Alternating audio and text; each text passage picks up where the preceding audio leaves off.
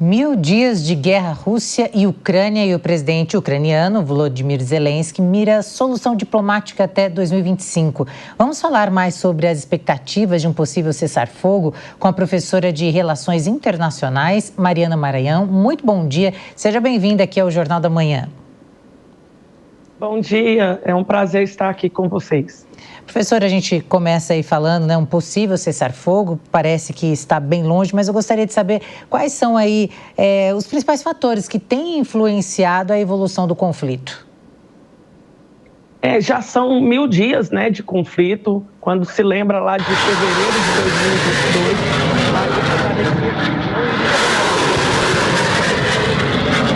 2022, tinha de que tudo iria ser rápido. Ele estava lembrando da época da Crimeia, quando foi muito rápido, a tomada da região da Crimeia, mas já chegamos a 1000 dias, já estamos bem próximos aos 3 anos, de conflito na região da Ucrânia e com a Rússia.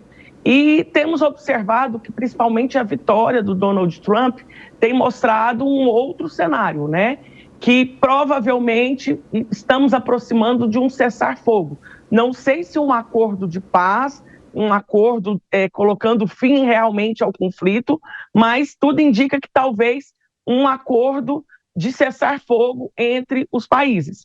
E nós, até a posse de Donald Trump, provavelmente vamos observar um conflito mais acirrado, porque eles estão tentando decidir quem realmente seria o possível vencedor ou como seria esse cessar-fogo lá no meado de janeiro, quando Trump tomar posse e for colocar, como se diz, a sua posição diante desses conflitos. Então, o cenário que nós observamos nessa última semana, principalmente, foi já o uso de mísseis, que não estava sendo permitido pelos Estados Unidos, nem pela Europa, mas foi utilizado tanto mísseis dos Estados Unidos como da Inglaterra nessa última semana. Então, o cenário foi o Ocidente apoiando mais diretamente a Ucrânia para combater, para ser mais incisivo no conflito, situação que não tinha acontecido até então, porque eles estavam autorizando o uso de guerras muito mais para defesa do que para ataque. Então, já observamos uma grande diferença no conflito desde o seu início.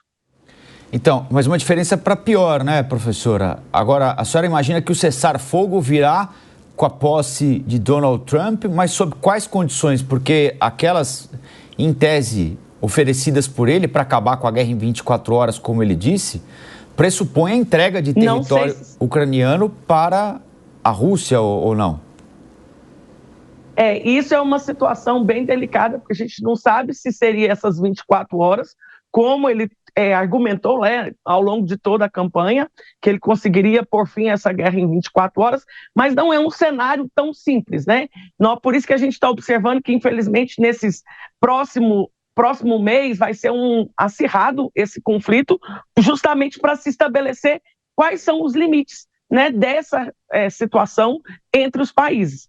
Por quê? Quando se observa que a Ucrânia conseguiu defender algo que a Rússia achou que seria muito fácil vencer a guerra, nós sabemos que quando o Putin começou a invasão, ele tinha mandado os seus militares levar o traje de gala, porque ele achou que em uma semana a vitória estaria feita. Os planos de ataque mostram isso, que foram divulgados à época, até pelo New York Times e outros jornais, mostrando que o Putin achou que ganharia muito rápido. Só que não foi esse cenário. E por que a Ucrânia conseguiu? Porque ela conseguiu resistir com a ajuda dos Estados Unidos e OTAN, principalmente, e os armamentos. Só que agora nós observamos até um posicionamento diferente pelo próprio Biden. Quando ele perde a guerra, ele autoriza o uso das armas para ataque. Então, assim, como que será esse cessar-fogo? Ainda nós não temos exatamente. Por isso que talvez o cessar-fogo é diferente de um acordo de paz. Que provavelmente eles vão falar, acabou, nós não vamos financiar, você, Putin, não faça mais ataques, que talvez alguns cientistas políticos estão falando isso, que o Trump faria uma negociação com Putin para que evitasse os ataques, que senão os Estados Unidos entraria direto. Por isso que até essa semana também o Putin teve uma mudança no seu comportamento de atualizar os seus planos, os seus manuais de ataques nucleares, justamente para poder mostrar, se entrarem diretamente, nós podemos atacar com armas nucleares. Mas nós sabemos que o Putin tem consciência que as armas nucleares não são só a Rússia que tem, que os Estados Unidos também teria para contra-atacar. Então, não seria um cenário ideal que se aconteça, né? E o Putin, ele tem um grande problema ali no que diz respeito à Rússia, porque ele tem uma concentração populacional muito grande em 2 cidades. E isso se torna muito ruim para um cenário de guerra. Porque quando nós falamos de ataques nucleares, geralmente quando se faz ataques nucleares são em cidades muito populosas. E é justamente o cenário de Moscou e São Petersburgo, que é o cenário que nós temos a maior concentração populacional da Rússia. Então, é um cenário de muita especulação para esses próximos dias, até a posse do Trump, e ainda mais uma especulação de como vai ser realmente esse cessar-fogo ou esse possível acordo de paz, se vai aceitar a entrega de território ucraniano para a Rússia ou não. Então, assim, os próximos dias são bem decisivos nesse cenário que já alcançou 1000 dias. Durso, a sua pergunta? Bom dia, professora. Alegria recebê-la na programação da Jovem Pan. Professor, essa semana o Putin fez uma declaração dizendo que agora ele tem produzido mais mísseis hipersônicos, esses que podem carregar ogivas nucleares. Até que ponto essa ameaça é verdadeira, partindo da premissa que se utilizasse esse tipo de armamento contra a Ucrânia, ele estaria praticamente aniquilando um território que ele tem interesse em anexar a seu país? Não seria improvável esse quadro, ou as ameaças de Putin a gente sempre tem que levar em consideração, o que faria aquecer mais ainda essa guerra? Essas falas, né, dele, com certeza nós olhamos de um caráter muito mais de ameaças políticas, mostrando que ele teria poderio para fazer isso, mas não seria razoável que ele fizesse. Por quê? Justamente se ele ataca, justamente o território que ele está querendo disputar. E aí, qual o sentido dele querer um território após um ataque de ogivas nucleares, onde nós sabemos que não é só o reflexo de um ataque nuclear, não é só no momento, ele perdura, vai para o solo, vai ter todo um contexto, inclusive climático, né, ali da região, que faz fronteira com a Rússia. Então, por isso que nós observamos essas falas nesse momento e esperamos, né, que sejam muito mais ameaças políticas e menos reais do que alguns pensam. Acácio? Mariana, você bem disse sobre a questão do apoio do Ocidente para um dos lados e das lideranças do Oriente para outro. E essa, como a guerra de Israel, o conflito que acontece em Israel, é uma proxy war.